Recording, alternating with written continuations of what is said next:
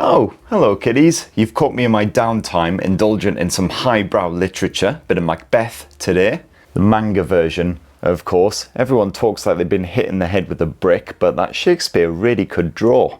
And if you too would like to enjoy some of the classics on Samsung's fresh new Galaxy Z Fold 7, well, I just hope you've got a Scrooge McDuck style money vault, because the cheapest version, which I happen to have been reviewing, will still cost you £1,800 here in the UK.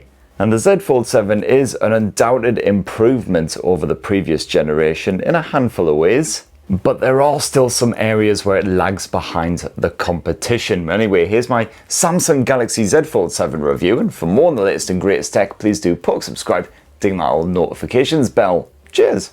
Now, of course, the obvious improvement for this 7th generation of Samsung Foldable is the design. This thing has really slimmed down, so it now measures a cockroach's love truncheon under 9mm when it's all folded up, and just 4.2mm when it's unfolded.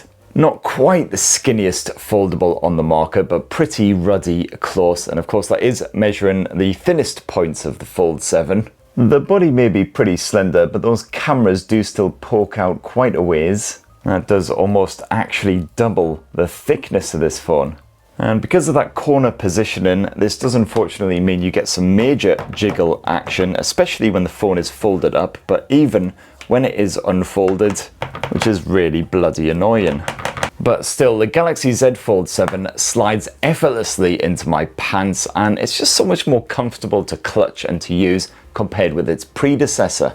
You'll especially notice the difference when it is all folded up, and that weight has dropped to just 215 grams now, which is quite similar to a lot of the Chinese rivals. In fact, the only real disadvantage of this redesign is you can no longer use a Samsung Foldable to bludgeon any would-be attackers who surprise you down a dark alley. Not that it couldn't survive a good bit of bludgeoning action, of course. You've once again got a Gorilla Glass Victus 2 arse. You've also got a Gorilla Glass Ceramic 2 screen, just like the Galaxy S25 Edge. And this is proper shock resistant, if sadly not anti-reflective like the Gorilla Glass Armor screen of the S25 Ultra. I mean, seriously Samsung, this thing ain't cheap, so can we please get a bit of armor action on the next one? Ta. And you got yourself that advanced armor aluminium frame and a new and improved armor flex hinge with a re-engineered multi-rail structure. So unlike me, it's apparently well tough and can handle plenty of stress without absolutely crumbling. And the construction certainly feels solid. It's a nice smooth opening and closing action, no sticking, no squeaking. And it is also stiff enough to leave propped open at quite a wide angle if you need to. Otherwise, for the actual durability, it's still kind of hard to say just a couple of weeks in. And the Samsung Galaxy Z Fold 7 is also IP48 rated, so fully water resistant, or if you drop it in the bath, the sink, or whatever, and pretty impervious to dust and grit and small annoying bits of cack. And you've got another frosted finish around back, which is pleasingly resistant to smudgy nastiness, and this blue shadow finish is one of my absolute favourites. Although other colours are also on offer, including mint, jet black, and silver shadow. Now, no in-display fingerprint sensor here on the Galaxy Z Fold 7 because of course there are two displays. What you've got is an edge-mounted sensor built into this power button. And this of course is well positioned for when the phone is folded and also when it is unfolded. Just stretch the old pinky around like so. And it's actually just easier to use your thumb on your right hand. Unfortunately, this is a wee bit balls when your fingers are slightly moist or slightly greasy, which ain't great if it's been raining or you've just indulged in a KFC family bargain bucket. Or indeed my other favourite lunchtime treat, a bit of the old Greg's meal deal action. Never seems to work, but thankfully the face unlock is more reliable. And for me, one of the biggest design improvements, besides the fact that it's now skinnier and lighter, is that 6.5-inch dynamic AMOLED 2X cover screen. And this is bigger than previous generations, mostly because Samsung has finally made the bugger wider. So you've now got a 21:9 aspect ratio, same as blowers like the Xperia One phones of yesteryear, and the big internal panels of those flip phones. So finally, typing on this thing is no longer an absolute bloody nightmare. It's perfectly sized and shaped for movie streaming on the go. It also works pretty well for web browsing if you can't be asked to open up the Z Fold 7, or if you're trying to preserve battery life by not using the massive internal screen. It's not quite as crispy as you might expect at this price point, 2520 by 1080 pixel resolution, but certainly sharp enough again for your cinematic shenanigans, etc. And the Z Fold 7's cover screen is bright enough just about for prolonged outdoors use. It will take some serious glare to have you squinting, and that's where that armor display would have come in pretty handy. And of course it's LTPO tech, so automatically scales from 1 Hz up to 120 Hz refresh. But if you are quite sensitive to OLED flicker, you might want to look to an alternative option, because I believe it's 480 Hz PWM dimming here. Certainly not as strong as some rivals. And when you do want a bigger display, well, one-handed unfurling is a serious thumb exercise, as of course there's zero gap in there. Although, you know, 2 weeks in, I am starting to get used to it now, and I'll tell you what, if I kept this phone for a year or so, I'd probably be able to challenge Jason Momoa in the old thumb wars. And when you do manage to fudge the bugger open, you're presented with an 8-inch screen that's once again slightly bigger than the previous generation of Fold. This is yet another dynamic AMOLED 2X display with, of course, that highly reflective screen protector jobby slapped on top, which makes it annoyingly shiny just like other foldables, but mercifully this screen is bright enough so you can still use it on a sunny day, even with shades slapped on your face. I still found I could read comics comfortably enough while outdoors and sunbathing. I say sunbathing, I obviously had Factor 50 slathered all over my alabaster skin, just to make sure I didn't spontaneously combust. Of course, sometimes involves some strategic tilting to keep the worst of the glare off the screen, but generally works. Once again, that screen perfectly sharp for everything you need to do, and the other specs are basically the same as the cover display, from the HDR10 Plus streaming support to the LTPO tech. And for this 7th generation of massive foldable, Samsung has decided to scrap that under-display selfie cam, which I believe it used for a couple of generations. And this has certainly improved the quality of any photos or videos that you happen to shoot using that camera. But it also means you no longer have a blemish-free full view experience. But when it's such a tiny orifice on such a massive screen, it barely makes any real difference. I just kind of wish it was shunted more into the corner like it was on the likes of the Vivo X Fold. And of course you still got a bit of crease action running down the middle of that mighty display, but it's generally not noticeable. Certainly if you're using any apps with a lighter background, it's a bit more obvious when you're in good old dark mode. But after a couple of days, it just kind of melts into your subconscious. You don't even really notice it anymore. And there's barely any kind of ridge or bump or anything when you run your thumb over that center partition bit.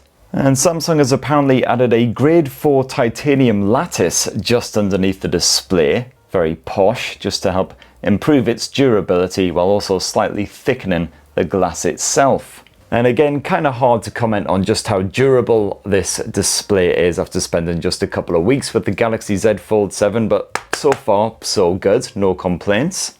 And this latest Galaxy Z Fold doesn't support S Pen input at all, so if you do want to sketch creative masterpieces like this, you'll have to make do with a simple capacitive stylus. And if you actually manage to guess what this is in the comments below, you will win my eternal respect. Here's a hint. It's an animal. No, really, it is. Now, the Samsung Galaxy Z Fold 7 is the first phone that I've reviewed that comes with Android 16 right out of the ruddy box. Of course, with the usual shagload of Samsung apps and services slathered on top. Though in a rather shocking plot twist, the Z Fold 7 did actually ask me when I was setting it up which Samsung apps I would like to be installed. A new feature, I guess, that Samsung has introduced with OneUI 8. Unfortunately, it proves to be Sammy just being a massive cock tease, because even though I deselected stuff like the Samsung Calendar and Samsung Pay, which I never bothered to use, always use the Google versions, guess what was still slapped on here when the phone finished setting up? Yes, good old Samsung Calendar, Samsung Pay, everything else that I deselected. It's like herpes, you can just never get rid of it. So I've heard. And of course, OneUI 8 looks and feels very familiar coming from OneUI 7 on the S25 series. I have noticed a couple of little features that improve the everyday experience, like the back swipe preview, which I rather like. This only works in the general UI, sadly, not when you're using apps. or at least non-Samsung stuff. In fact, most of the obvious changes are in Samsung's apps like My Files, which is laid out a bit more smartly now. And as for multitasking on that main display, where this basically works the same as always, it's still pretty smooth, if not quite as satisfying as using 3 or more apps simultaneously on screen with the likes of the OPPO, OnePlus or Vivo foldables. And despite that larger screen, things do still occasionally feel a wee bit cluttered here. I think certainly something like the open canvas effort on the OPPO and the OnePlus foldables certainly works better. But at least it's dead easy to rearrange apps to sort of get them to fit where you want them. And dead easy to jump into multitasking mode as well. You can just bring up the dock with a quick flick of the finger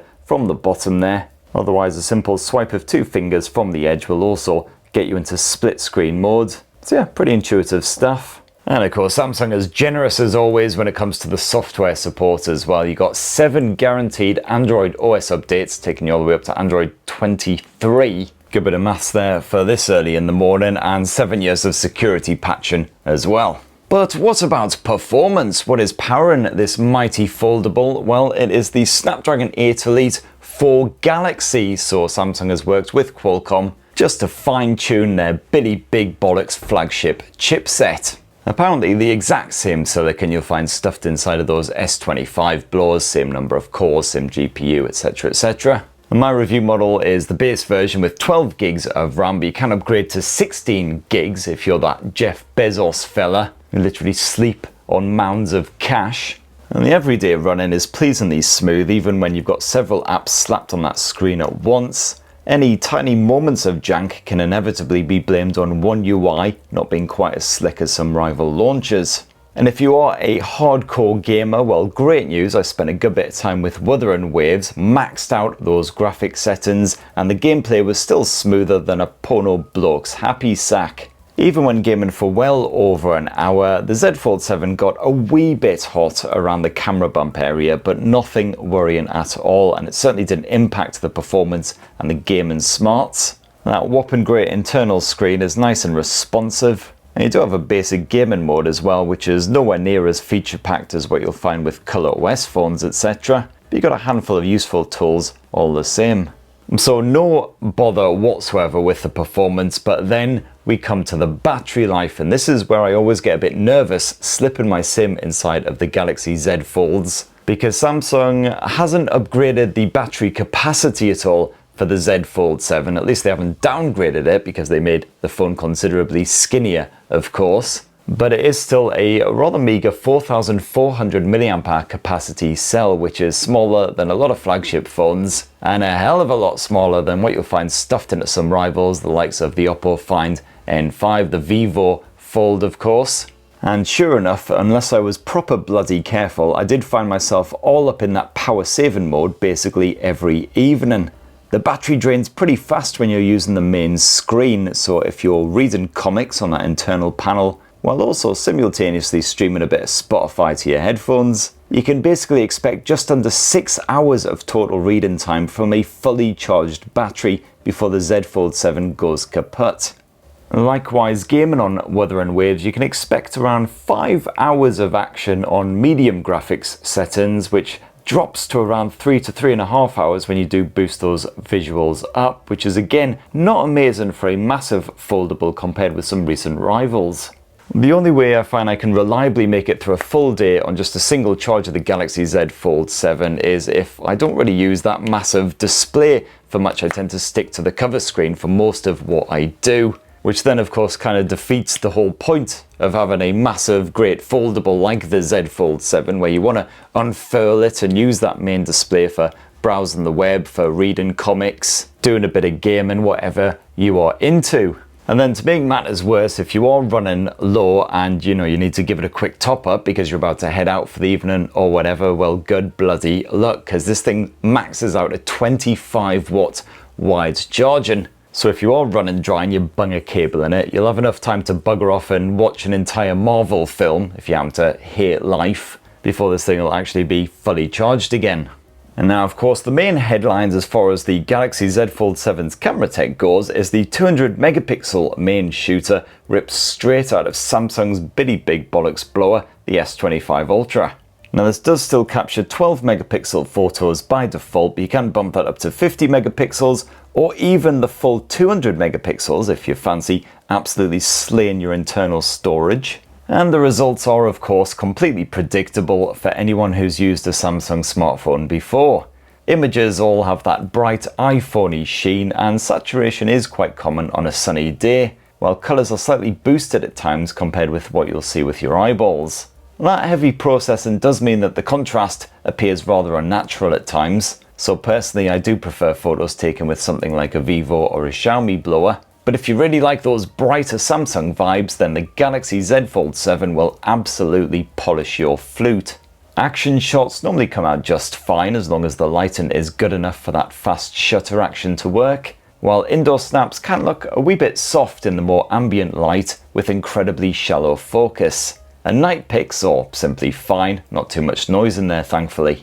And of course it is a triple lens setup with alternative options. You do have a 12 megapixel ultra wide angle shooter as well as a 10 megapixel snapper with 3 times optical zoom. And that zoom does max out at the 30 times level, although things are quite fuzzy well before that point. Tones are again often boosted, and I found that any kind of motion often resulted in a blurry pic. And so if you really want to shoot a zoom image, you're actually probably better off just swapping to the 200 megapixel mode, snapping a pic, and then simply cropping in. Afterwards you find the detail levels are just about good enough that you can't really tell the difference between this and the zoom lens. As for that ultra wide angle shooter, well, this is merely fine. Tonally you will again get different results to the primary shooter, but it's a handy alternative option at times. You still capture a respectable amount of detail. And of course, like all foldables, you can use the Z Fold 7 to capture selfies with that rear camera setup. Nice and easy to swap to that cover screen for all of your photo shenanigans. Not the most comfortable grip in the world, of course. Especially fun if you're an old arthritic bugger like myself. But you got the old palm selfie shenanigans at least. You don't have to worry about groping around trying to hit the old shutter button. And the Z Fold 7 could certainly be pretty good for all of your portrait type shenanigans. And of course you've got all the extra bonus bits on board, the likes of the obligatory food mode, bit of single take action, and of course that dedicated pro mode if you do want to mess around with the likes of the EV levels, the ISO levels. All those new features introduced with the S25, such as the ability to create your own filters based on any photo that you've got in your library. And for the video smarts, you can capture footage at up to 8K resolution at 30 frames per second, although I prefer knocking it down to Ultra HD because then you can shoot at 60 frames per second and you've got those HDR smarts on board. This gives you a more natural vibe, and it's more than enough detail for enjoying your home movies on a big telly screen. You've got Samsung's smooth zoom for peeling in and out, and a fairly seamless transition between the different sensors. Audio capture is usually quite clear. Can get a little bit confused in busy areas, but the Z Fold 7 isn't too disturbed by gusty conditions or anything. Although as usual, at night time, just don't bother really. And then last up, you do have a final pair of 10 megapixel selfie cameras, one housed here on the cover screen and the other one slapped away on that massive internal bugger.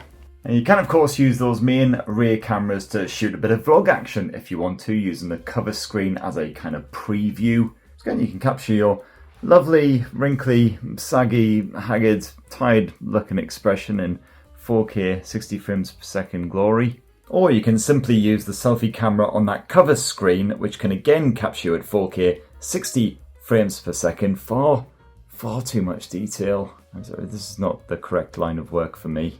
Or hey, you could also alternatively use the selfie camera that's squirreled away on that massive internal flexible display to shoot your face again at 4K resolution at 60 frames per second. Hooray! This one's pretty good for your video chats because you can of course just angle this any way you like. So you can chat away hands-free while, you know, doing the dishes or whatever else with your hands that you do on video chats. Dirty duck you. And there you have it, my lovelies. That in a tasty wee nutshell is what your Uncle Spurt reckons of the Samsung Galaxy Z Fold 7. Certainly a big old upgrade over previous generations. Feels incredibly well put together, some strong specs on there, excellent performance of course. The one thing that just keeps me from wanting to use this foldable as my everyday blower, daily driver, whatever the f it is, is the fact that that battery life isn't quite dependable enough. Certainly if you want to be making the most of that massive internal screen for reading comics, multitasking, etc. Just the sheer stress of, will I actually make it until I'm all tucked up with Teddy before this thing dies on me, certainly compared with the likes of the Vivo X4, which I recently reviewed, which has a much larger battery capacity, especially handy if you spend a lot of time traveling or just generally out and about. But anyway, that's what I reckon of the Samsung Galaxy Z Fold 7. What do you reckon? It'd be great to your thoughts down in the comments below. Please do subscribe, ding that notifications bell, and have yourself a really ruddy, wonderful rest of the day. Cheers everybody, love you!